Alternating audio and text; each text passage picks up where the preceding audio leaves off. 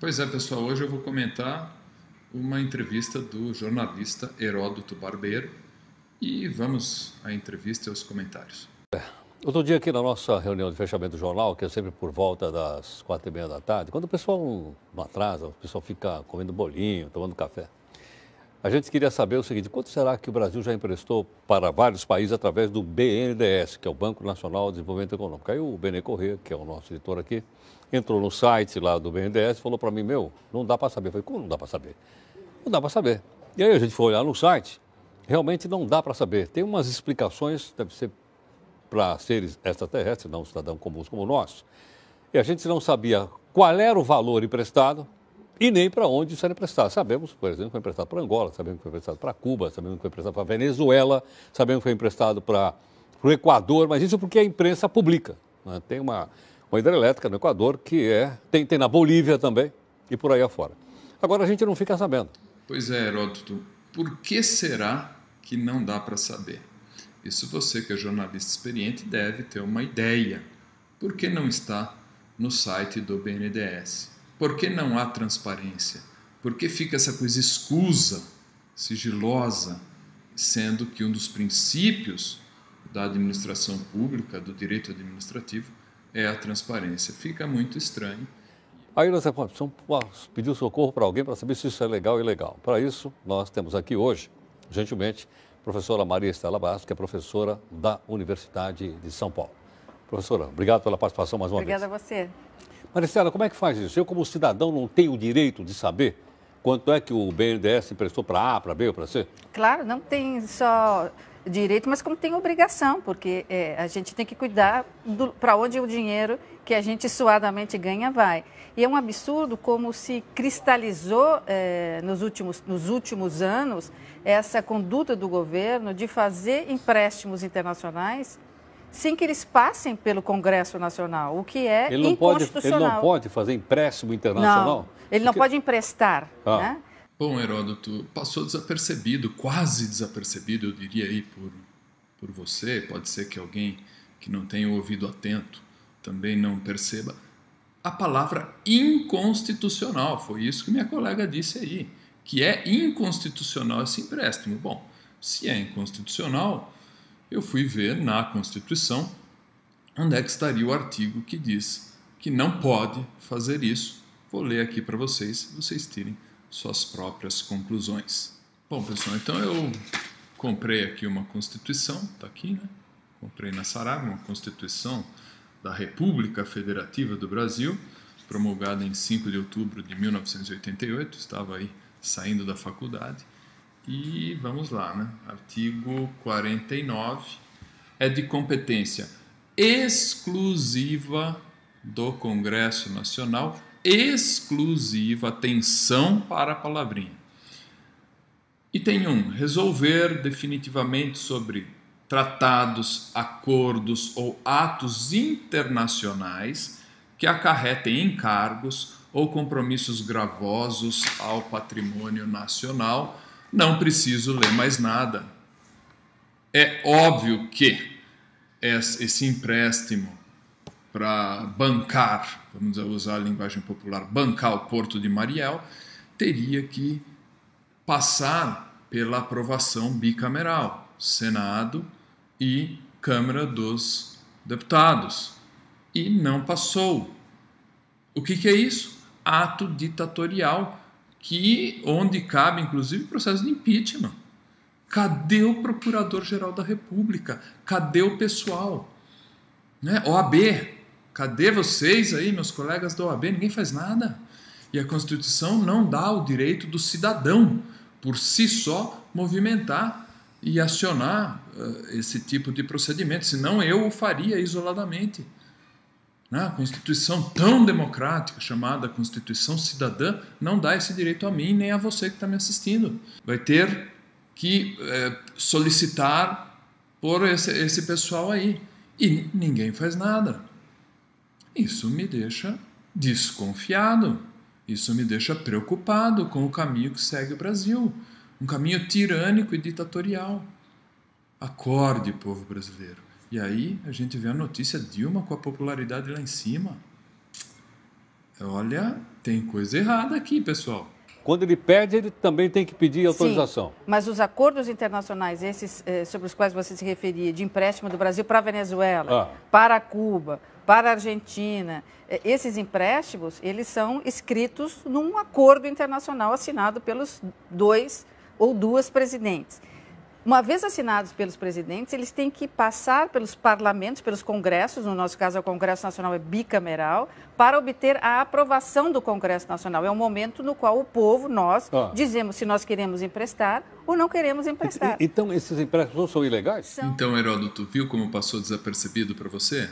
Ela já falou, esses acordos são inconstitucionais e eu vi aqui o artigo 49 da Constituição, endosso o que minha colega está falando. Legais? São inconstitucionais. Inconstitucionais. Eles não têm eficácia jurídica, na verdade. Então, emprestar para Cuba de forma secreta é inconstitucional e significa que esse acordo feito entre os 2 presidentes, entre a nossa e o outro, ele é nulo perante o direito Quer dizer brasileiro. que, então, quando é feito um contrato desse também, ele é secreto? Ele não...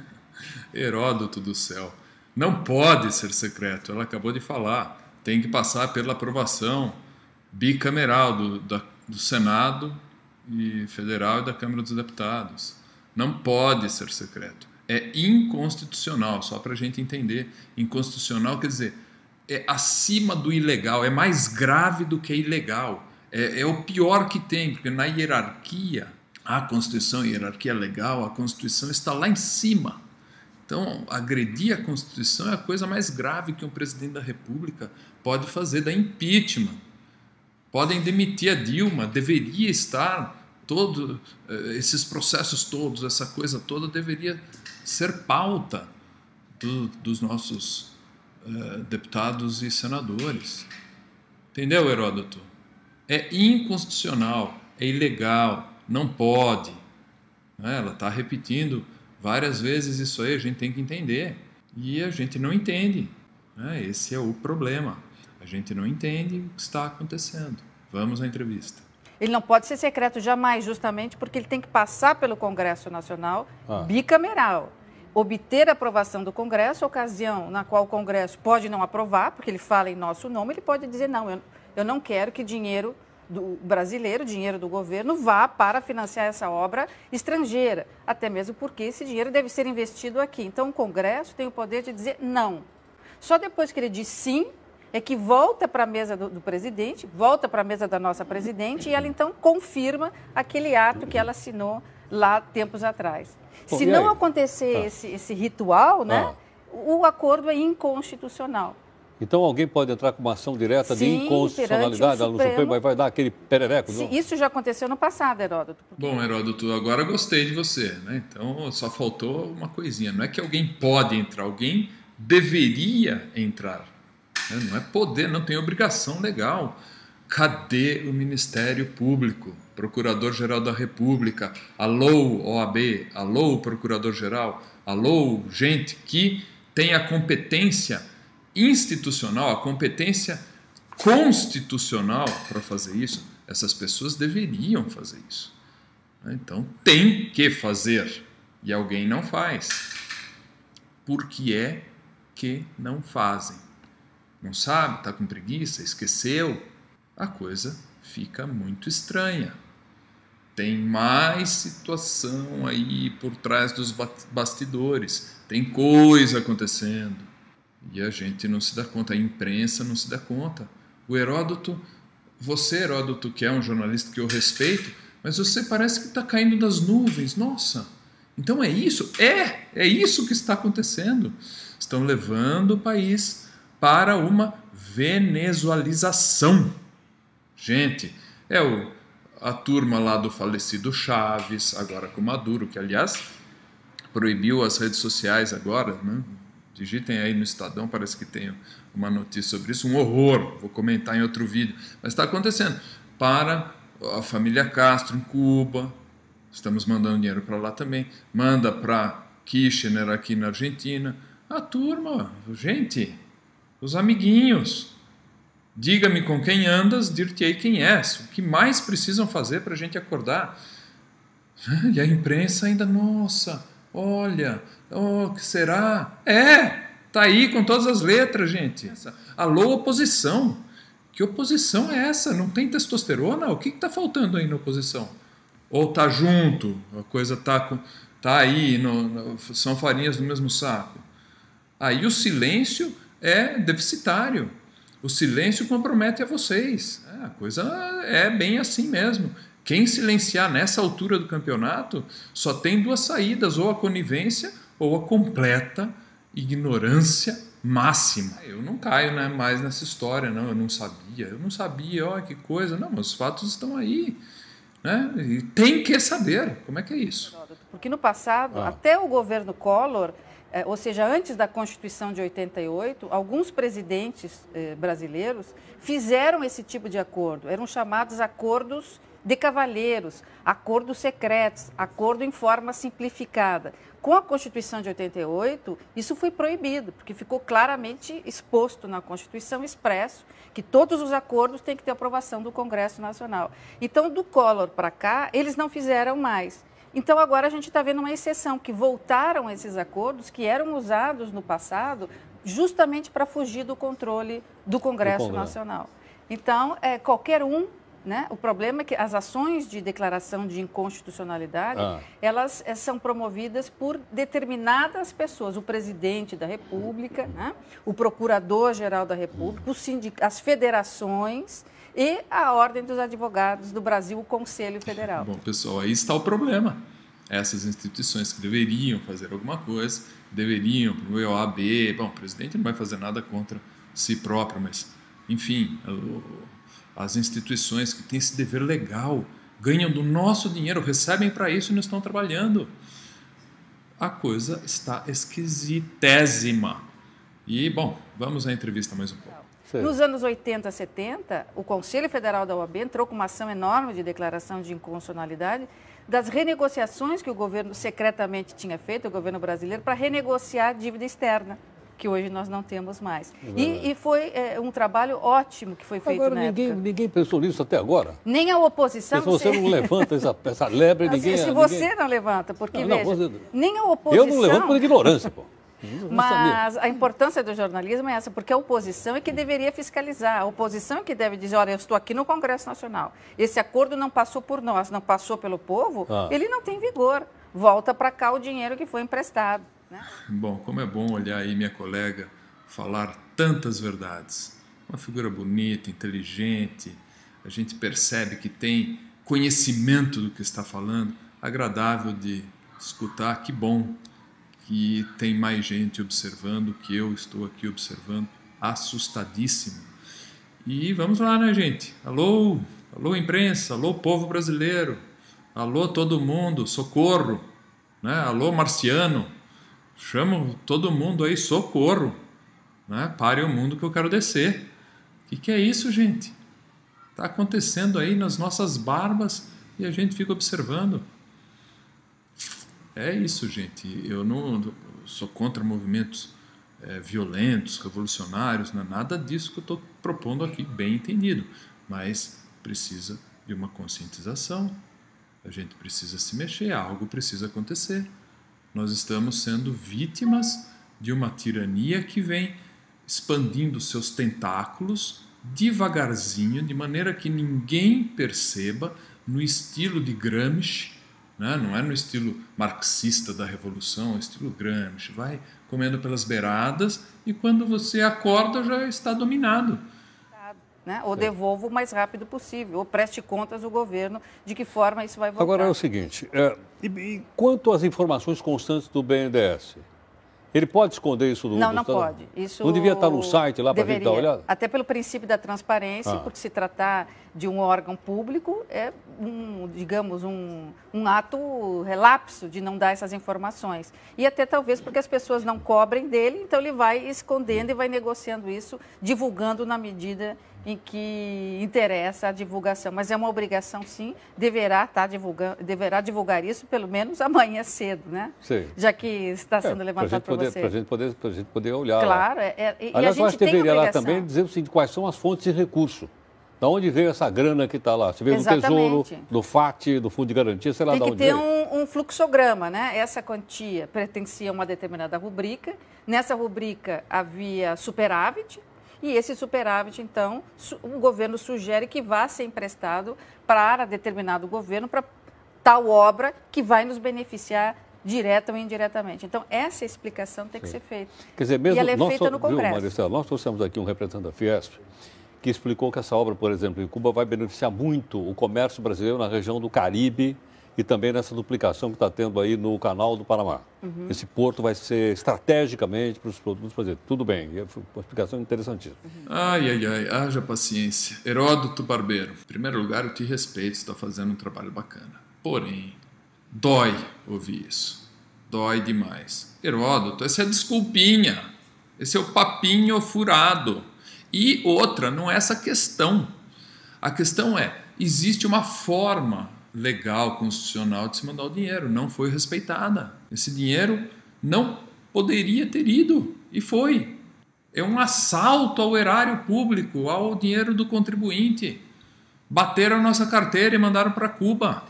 Não interessa se, mas eu estou cheio de boa intenção, mas eu não sei o que lá. Olha, meu amigo, primeiro eu questiono essa boa intenção, acho ridículo falar nisso. Explicaçãozinha barata. Outra, não é essa discussão. Não pode agredir a Constituição mandando dinheiro nosso, dinheiro público, de maneira inconstitucional, ilegal. Você não pode rasgar a Constituição, porque isso é ditadura. Agora, essa outra questão, isso não quer dizer que o Congresso não tenha que opinar, ou não tenha que saber. Dizer, olha, é bom, vamos divulgar, né? Vai ser bom para o Brasil, ou se não é bom, não vamos concordar. É muito melhor divulgar, porque é obrigação, inclusive, do presidente, seja ele lá que for. Porque senão a gente só fica sabendo depois que está tudo pronto. Como é que nós vamos voltar atrás? Já foi feita a festa, já inauguraram o porto. Mas, Heródoto, isso aí eles fazem para não voltar atrás. Então, não tem jeito. Ou a gente pune exemplarmente, tira do poder com processo de impeachment, ou virou festa, virou Brasil. Né? Tem até a expressão, virou Brasil, virou a festa do caqui. Ou a gente pune para que o próximo presidente fale assim, bom, eu não vou fazer isso, eu vou ter que respeitar a Constituição, porque senão eu sou banido do poder. Ou vira festa. Então, o que vai fazer agora? Que a hora já está feito? Punir quem fez. Isso é o óbvio, é o básico dentro do direito, do sistema jurídico. É isso que tem que fazer. Punir, apurar, através das vias legais, com o Procurador-Geral da República, com esse, com aquilo, com aquele, com a Câmara dos Deputados, com o Senado, com todo mundo. Agora, essa questão, se é vantajoso para o Brasil ou não, é bastante controversa, né? Então, tem aqueles que defendem, como tem aqueles que dizem que essa quantia deveria ir para os nossos portos, na medida em que nós estamos perdendo exportação, justamente pela demora da mercadoria sair dos nossos portos e chegarem as mercadorias no seu destino. Então, é bastante controvertido, mas essa era uma discussão para ser mantida no Congresso Nacional, ou seja, com os nossos representantes. Concordo mais uma vez com minha colega. Obviamente, não é bom para o Brasil, não é bom para o Brasil, porque mandar dinheiro para construir porto em outro país, sendo que os nossos próprios portos estão deficitários, é no mínimo um ato de estupidez. No mínimo, para ser bonzinho. Agora, repito os meus comentários anteriores, que não é essa a questão. Porque não sou nem eu, nem minha colega, nem o Heródoto Barbeiro, nem você, que tem legitimidade para debater isso em termos de viabilidade constitucional para envio desse dinheiro, mas sim, e não é também tão pouco a presidente da República, mas sim o Congresso Nacional, nossos deputados, nossos senadores, conforme está expresso na nossa Constituição, na Carta Magna. Então, essa é uma outra questão. A questão prioritária no momento é que houve uma remessa inconstitucional, ilegal, do dinheiro público para fora do país. Quem fez isso foi a nossa presidente da República. E a pergunta é, quem vai apurar isso? Por que não estão apurando isso? Por que estão colocando panos quentes nisso? Se vai punir ou não vai punir, podemos discutir, é outra coisa. Agora, pelo menos apurar, levantar. E os nossos representantes que nós pagamos com o nosso suado dinheiro, a pesada carga tributária deste país, não estão fazendo. Aqueles que recebem para fazer não estão fazendo. Agradeço e fui.